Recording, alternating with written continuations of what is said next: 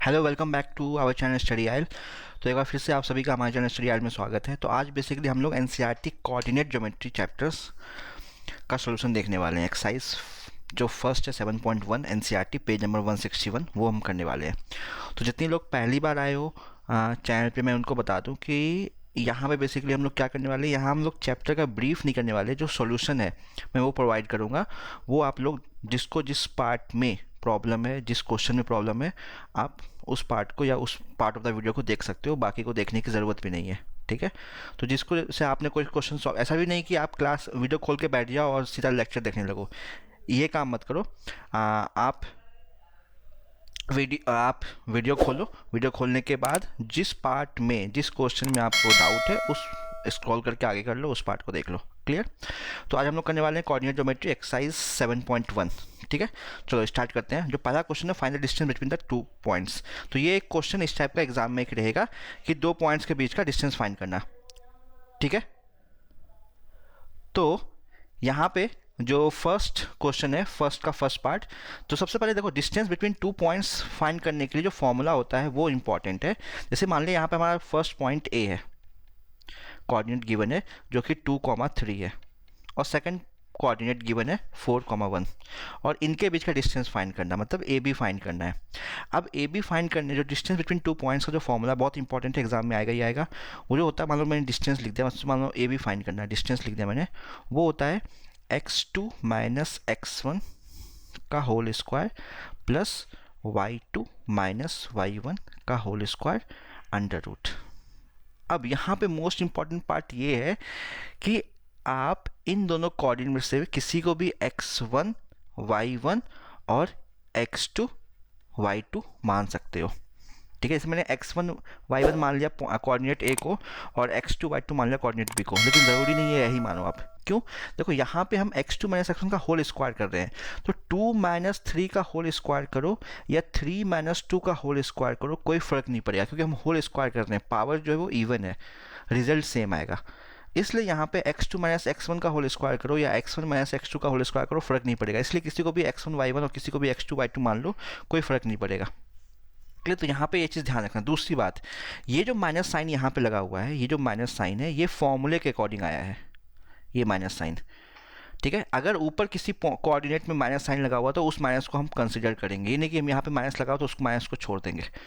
Clear, इस चीज़ का ध्यान रखना। अभी हम सेकंड पार्ट करेंगे, समझ में आ जाएगा। ठीक है, तो ये तुम्हारा फॉर्मूला होता है। तो अब फॉर्मूले के अकॉर्डिंग हमने वैल्यू पुट की, तो फॉर्म ए बी क्या हो जाएगा, डिस्टेंस ए बी, मतलब ए बी निकाले, distance between A B, x2 minus x1, तो x2 माना क्या हो जाएगा, ये 4 minus 2 plus y2 minus y1, तो y2 क्या हो जाएगा, याद रखना ये x1 y1 होगा, यानी कि इसको x1 x2 मान लिया, y1 y2 मान लेते हैं, ये x1 y1 x2 y2, y2 मतलब 1 और y1 3, तो 1 माइनस 3 का होल स्क्वायर अंडर रूट। ठीक है, तो ये सॉल्व किया, तो 4 माइनस 2 का स्क्वायर, 2 का स्क्वायर 4, 1 माइनस 3 का स्क्वायर, तो 1 माइनस 3 कितना होता है, माइनस 2 का स्क्वायर, वो भी 4 हो जाएगा अंडर रूट। ठीक है, तो 4 प्लस 4 अंडर रूट 8, मतलब 2√2 यूनिट। अगर वैल्यू कुछ गिवन नहीं है यूनिट, तो यहाँ पे यूनिट लिख दिया करो। क्लियर है, डिस्टेंस निकालने तो यूनिट में आएगा। क्लियर हो गया ए बी। एग्जैक्टली अगर इसी चीज़ को हम सेकंड पार्ट के लिए आए, देखो अब सेकंड पार्ट में कोऑर्डिनेट ये है, तो उसमें नेगेटिव कोऑर्डिनेट है। ठीक है, नेगेटिव कोऑर्डिनेट है, तो अब फॉर्मूले में जो माइनस लगा हुआ है, उस माइनस का इस माइनस से कोई लेना देना नहीं जो कोऑर्डिनेट में गिवन है। जैसे मान लो यहाँ पे ये कोऑर्डिनेट हमने सी मान लिया, सी गिवन है -5,7 और डी गिवन है -1,3, ये गिवन है -5,7 एंड डी गिवन है -1,3। क्लियर। अब हमें निकालना है सी डी। तो मान लो इसको हमने x1, y1 मान लिया, इसको x2, y2 मान लिया पॉइंट, तो अगेन x2 माइनस x1, तो x2 क्या है, -1, तो -1 माइनस x1 क्या है, -5, तो यहाँ पे जो माइनस लगा हुआ वो माइनस तो रहेगा, और वो -5 पहले से है ये। ठीक है, इसका होल स्क्वायर। तो हम गलती क्या करते हैं, यहाँ माइनस देख के 5 का माइनस छोड़ देते हैं, ये काम नहीं करना हमें। प्लस y2 क्या है 3, y1 क्या है 7 अंडर रूट सॉल्व किया, तो सॉल्व करने का तुम्हारा ये -1 और ये माइनस माइनस +5 हो जाएगा, तो -1 +5 ये हो जाएगा 4, तो 4 का स्क्वायर प्लस ये क्या हो जाएगा 3 - 7 -4, -4 का स्क्वायर अंडर रूट, तो ये हो जाएगा 16 + 16 अंडर रूट, तो अंडर रूट 32 मतलब 4√2 यूनिट ये आ जाएगा। ठीक है, ऐसे ही अब ये यहाँ पे जैसे यहाँ पे कोऑर्डिनेट गिवन है, ए और बी की वैल्यू गिवन है, हो सकता है कि यहाँ पे ये अननोन ए और बी के फॉर्म में अल्फ़ाबेट्स के गिवन में हो, पॉसिबल है, तो इसको भी सॉल्व कर लेते हैं थर्ड पार्ट को, ये सेकंड पार्ट था। ठीक है, थर्ड पार्ट पे आते हैं। थर्ड पार्ट में अब थोड़ा डिस्टेंस फॉर्मूला जहाँ मैं यूज़ करूँगा डायरेक्टली यूज़ करूँगा। ठीक है, जो थर्ड पार्ट है इसमें मान लिया कि ये पी कोऑर्डिनेट गिवन है a, b और ये q कोऑर्डिनेट गिवन है -a, -b। ठीक है, p गिवन है a, b और q गिवन है -a, -b। अब हमें निकालना है pq, तो एग्जैक्टली सेम फॉर्मूले पे पुट करो, कुछ नहीं सोचना है, बस x2 - x1 का होल स्क्वायर, y2 - y1 का होल स्क्वायर। ठीक है, किसी को भी x1 y1 x2 y2 मान लो, तो ये हमारा x1 y1 हो गया और ये x2 y2 हो गया, ये मान लिया हमने। तो PQ निकालना है, तो PQ is equal to x2 - a -x1 -a, तो यहाँ पे a है, ठीक है, whole square plus y2 -b -y1 -b का होल स्क्वायर अंडर रूट, तो -a -2a का होल स्क्वायर -b -2b का होल स्क्वायर, तो -2 का स्क्वायर हो जाएगा 4a स्क्वायर और ये 4b स्क्वायर अंडर रूट, तो यहाँ पे 4 कॉमन ले लिया, तो a square plus b square under root 4 2 under root a square plus b square unit. यहाँ गलती मत कर देना, सबको लगता है कि A square plus B square बाहर आ जाएगा, नहीं, बीच में प्लस साइन है। देखो अगर यहाँ पे ये लिखा रहता, देखो गलती क्या होती है यहाँ पे, ये यहाँ पे under root 4a square B square तीनों मल्टीप्लिकेशन में होते, तो 4 का अंडर रूट 2 हो गया, a स्क्वायर का अंडर रूट a हो गया, b स्क्वायर का b हो गया, लेकिन यहाँ पे 4 यहाँ a square plus B square है, बीच में प्लस साइन है, तो सिर्फ 4 का अंडर रूट 2 बाहर आएगा और ये a square B square under root के अंदर ही रह जाएगा। ठीक है, तो गलतियाँ यहाँ पे होती है, इन गलतियों को ध्यान रखना। चलते हैं सेकंड क्वेश्चन पे, समझ में आ गया होगा। सेकंड जो हमारा है वो क्या कह रहा है, फाइंड द डिस्टेंस बिटवीन 36, यहाँ पे अगेन सेम क्वेश्चन है, दो कोऑर्डिनेट गिवन है, मान लिया a 0,0, एक b गिवन है 36,15। ठीक है, और हमें डिस्टेंस निकालना है, तो ए बी निकालना है, तो ए बी क्या हो जाएगा, अगेन वही x2 - x1 का whole square plus y2 - y1 का होल स्क्वायर अंडर रूट, इसको हमने मान लिया x1, y1 और इसको मान लिया x2, y2। एग्जाम में इसको सही से लिखना, मैं तो बस क्वेश्चन सॉल्व कर रहा हूँ, तुम्हें बता रहा हूँ, ब्रीफ दे रहा हूँ, क्वेश्चन सॉल्व कैसे करना है, क्लियर है, मैं यहाँ पे चैप्टर एक्सप्लेन नहीं कर रहा। अब ए बी निकालना है, x2 मतलब 36 माइनस x1 0, तो वो 0 छोड़ दो, 36 का स्क्वायर, y2 15 माइनस 0 आएगा, ये भी छोड़ दिया, तो 36 का स्क्वायर प्लस 15 का स्क्वायर, तो 36 का स्क्वायर क्या होता है 1296, 15 का 225 अंडर रूट, तो ये आ गया under root 1521 is equal to 39 unit. ये क्वेश्चन था, और इसमें final distance between the two towns A and B discuss in 7.2, तो सेक्शन 7.2 देख लेना, उसमें कोऑर्डिनेट गिवन होगा, उनके बीच का डिस्टेंस निकाल लेना, इसी फॉर्मूले से निकलेगा। चलने थर्ड पे, थर्ड में उसने कहा determine the points whether they are collinear और नॉट। देखो कोलिनियर पॉइंट होगा कि नहीं वो फाइंड करने का दो तरीका है। ठीक है, एक है एरिया ऑफ ट्राइंगल, तुमने इन 3 कोऑर्डिनेट गिवन है, इससे एरिया निकाल लिया ट्राइंगल का, अगर वो 0 आ गया तो कोलिनियर होगा। अब इस साल की बात करें 2021 में जो जितने बच्चे पेपर देने वाले हो उनके सिलेबस से एरिया ऑफ ट्राइंगल हटा दिया गया है, तो एरिया ऑफ ट्राइंगल हटा दिया गया, तो एरिया ऑफ ट्राइंगल का फॉर्मूला यूज़ नहीं कर देंगे, उसको यूज़ करने से क्या होता है ना, थोड़ा डायरेक्टली सॉल्व हो जाता है। तो अब देखो कोलिनियर प्रूफ करने के लिए हमारे पास 3 कोऑर्डिनेट है, a 1,5, b 2,3 और c -2 -11।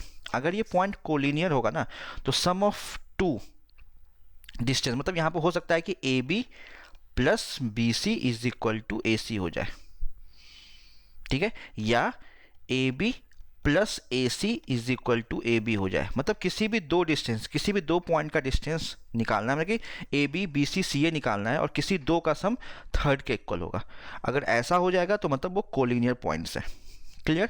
तो हम निकालते हैं, ए बी निकाला हमने, बी सी निकाला और ए सी निकाला। अब थोड़ा डायरेक्टली यूज़ करेंगे, ठीक है। जैसे ए बी निकालना है हमें, तो ए बी में हमने अंडर रूट ए बी निकाल दें, तो 2 - 1 का स्क्वायर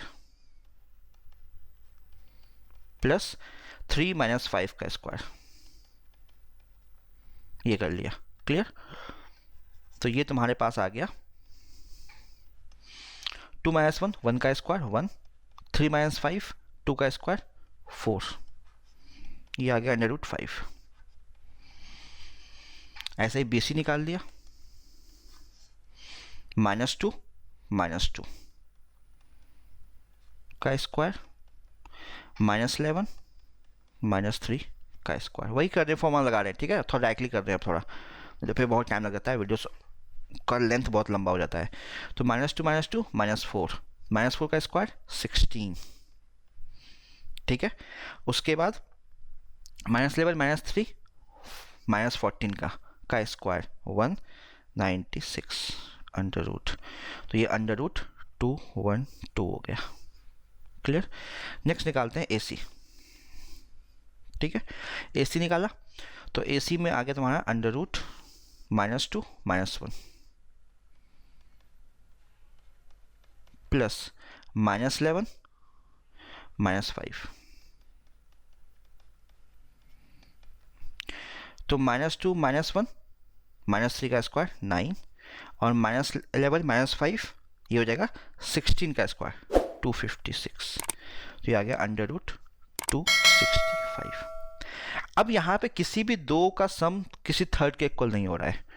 ये रूट 265 है, ये रूट 212 है, रूट 5 है, तो किसी भी दो का सम करोगे वो थर्ड के इक्वल नहीं होगा, ठीक है।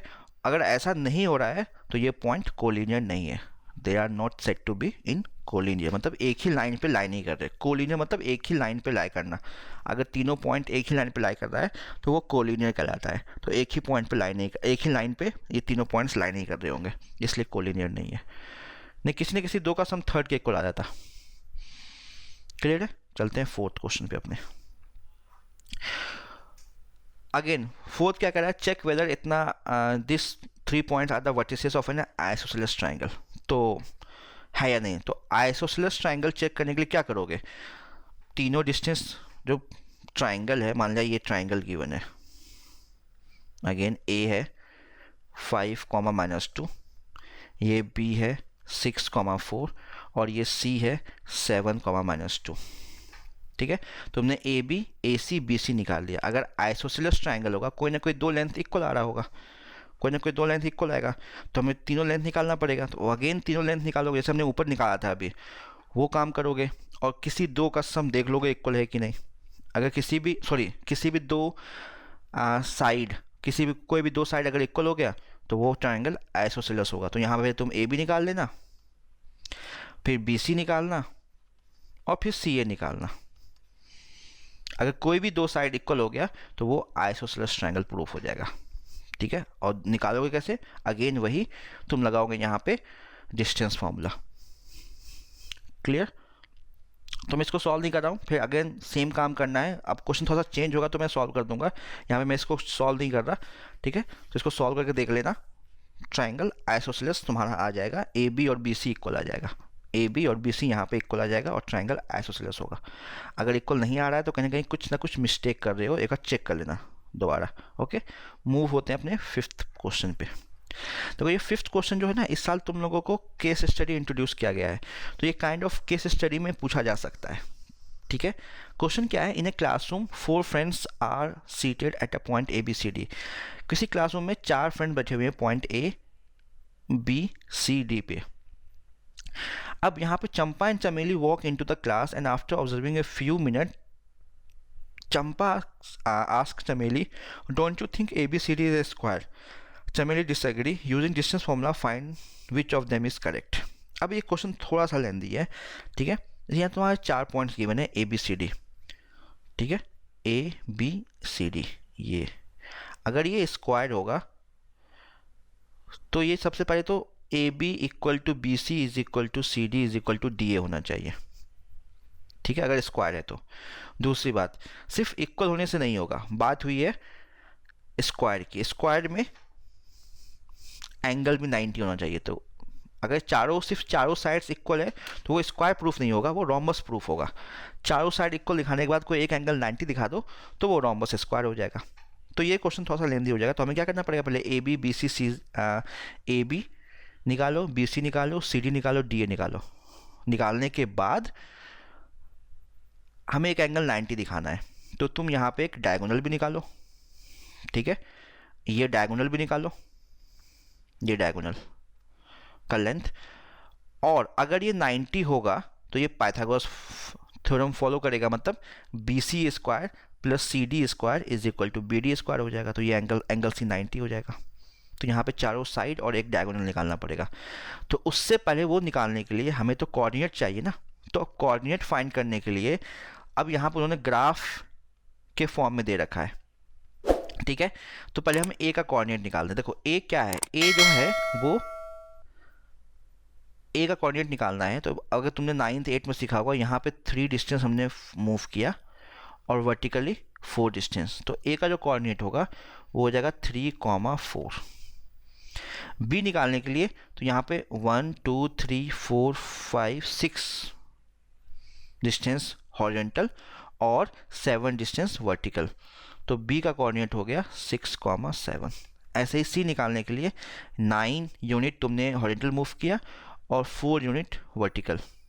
तो सी हो जाएगा 9,4 और सिमिलरली डी हो जाएगा 6 डिस्टेंस। पहले एक्स निकालते हैं, एक्स एक्सिस पे मूव करते हैं, वो 6 और वाई एक्सिस पे 1, तो ये 6,1। अब चारों डिस्टेंस निकालते हैं, ठीक है। तो चारों डिस्टेंस निकाला हमने ए बी, ठीक है। ए बी निकालोगे, लगाओगे डिस्टेंस फार्मूला, तो हमने लगाया डिस्टेंस फार्मूला, ठीक है। तो 6 - 3 6 - 3 तो 3 का स्क्वायर। तो मैं डायरेक्टली कर रहा हूँ, 7 - 4 ये भी 3 का स्क्वायर। तो हो जाएगा तुम्हारा 9 + 9 √18 मतलब 3√2। कभी कभी समझ में नहीं आया तो उसको, अगर भी प्राइम नंबर यहाँ पे नहीं है तो उसको वो कर लिया करो, प्राइम फैक्टर करके उसको रूट में कन्वर्ट किया करो, ठीक है। तुमने निकाला बी सी, तो बी सी क्या हो जाएगा, 9 - 6 9 - 6 अगेन 3 का स्क्वायर, 4 - 7 वो भी 3 का स्क्वायर, अगेन सेम वैल्यू दिख रहा है, 3 का स्क्वायर प्लस 3 का स्क्वायर, तो ये भी 3√2 हो जाएगा। हमने निकाला सी डी, 6 - 9 तो -3, तो -3 का स्क्वायर करोगे तो एक ही बात है, 3 का स्क्वायर या -3 का स्क्वायर वो 9 ही आएगा। और 1 - 4 अगेन -3 का स्क्वायर तो वो भी 9 ही आएगा, अगेन 9 ही आएगा, तो अगेन √18, ठीक है। तो √18 मतलब 3√2। फिर हमने निकाला ए डी, तो ए डी का मतलब हो जाएगा अगेन 6 - 3 3 का स्क्वायर 9 1, 4 -3 का स्क्वायर अगेन 9, तो ये भी 3√2। तो यहाँ पे क्या हो गया, चारों साइड्स तो इक्वल हो गए, मतलब A B is equal to B C is equal to C D is equal to D A. तब यहाँ पे इसको स्क्वायर नहीं बोल देंगे, ठीक है। तो जल्दबाजी में गलती मत करना, यहाँ पे ये रोम्बस हुआ। अब रोम्बस का एक एंगल 90 दिखाना है, तो मैंने क्या कहा, एक एंगल 90 दिखाना है तो एक डायगोनल निकाल लो, कोई भी एक डायगोनल निकाल लो, ठीक है। या दोनों डायगोनल निकाल सकते हो, अगर दोनों डायगोनल इक्वल है तो भी स्क्वायर कहलाएगा। तुमने ए सी भी निकाल दिया, बी डी भी निकाल दिया, ठीक है। या एक डायगोनल तुमने निकाला, मान लो हमने बी डी निकाला, ठीक है। तो यहाँ पे हमने निकालने के बी डी, तो बी डी क्या आ जाएगा, अगर बी डी निकाल रहे हो तो बी और डी को फोकस करो, तो 6 - 6 0 का स्क्वायर प्लस 1 - 7 6 का स्क्वायर। आप कहोगे सर 1 - 7 तो -6 होता है, तो -6 का स्क्वायर करो या 6 का स्क्वायर करो, वो 36 ही आएगा। तो ये हो जाएगा √36 मतलब 6, ठीक है। अब चेक क्या करना है, अगर तुम्हें चेक करना है कि ये 90 डिग्री है, तुमने ये निकाला, ये डिस्टेंस, ये, ठीक है। तो ये एंगल अगर 90 है तो क्या होगा, B C square plus C D square is equal to B D square होना चाहिए, ठीक है। तो तुमने निकाला बी डी स्क्वायर, तो बी डी स्क्वायर कितना हो जाएगा, बी डी स्क्वायर हो जाएगा 6 का स्क्वायर 36, और ये किसके को होना चाहिए, ये होना चाहिए B C square plus C D square के। तो बी सी स्क्वायर क्या हो जाएगा, बी सी स्क्वायर हो जाएगा 3√2 का स्क्वायर। अगर बी सी स्क्वायर निकालने जाओ तो 3√2 का स्क्वायर तो ये हो जाएगा 18, और सी डी स्क्वायर निकालो, सी डी स्क्वायर तो वो भी हो जाएगा 3√2 का स्क्वायर 18, और इन दोनों का सम किसके इक्वल हो जाएगा 36। तो यहाँ पे B C square plus C D square is equal to B D square हो रहा है, B C square plus C D square is equal to B D square. ये पॉसिबल कब है, जब ये एंगल 90 होगा, कन्वर्स ऑफ पाइथागोरस थ्योरम पढ़ रखा होगा सबने, ठीक है। तो ये तुम्हारा एंगल सी 90 हो गया। अब किसी भी रोम्बस का तुमने एक एंगल 90 प्रूफ कर दिया तो मतलब वो स्क्वायर हो गया, या तुमने बी डी निकाला वैसे ही ए सी भी निकाल दो, और बी डी और ए सी इक्वल हो गया, बी डी और ए सी इक्वल हो गया तो भी वो स्क्वायर प्रूफ हो जाएगा। क्लियर है। तो आज हम लोग फर्स्ट ये एक्सरसाइज 7.1 में यहीं तक कर रहे हैं, सेकंड पार्ट में इसको मैं ख़त्म करूँगा, ठीक है। तो जितने लोग पहले से फॉलो कर रहे हैं उनको पता होगा हम लोग पार्ट बाय पार्ट सॉल्व कर रहे हैं, 4 से 5 क्वेश्चन एक पार्ट में सॉल्व करते हैं, ताकि वीडियो का लेंथ ज़्यादा लंबा ना हो और आप लोग देखने में बोर ना हो जाओ। क्लियर। तो उम्मीद है वीडियो पसंद आया हो, जो आपका डाउट हो किसी क्वेश्चन में वो क्लियर हो गया हो। तो अगर वीडियो यूज़फुल लगा हो तो वीडियो को लाइक और शेयर करना, और जिसने अभी तक चैनल को सब्सक्राइब नहीं किया है चैनल को सब्सक्राइब कर दो और बेल आइकन दबा दो, ठीक है। जल्दी मिलते हैं अपने नेक्स्ट पार्ट में, तब तक के लिए गुड बाय, टेक केयर।